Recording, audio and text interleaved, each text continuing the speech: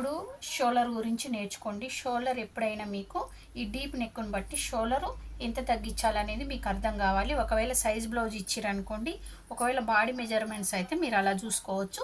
size blouse చూడండి, ఇక్కడ నేను చూపిస్తున్న విధంగా సైజ్ బ్లౌజ్ని ఇలా వేసుకొని ఇక్కడ చూడండి, ఇలా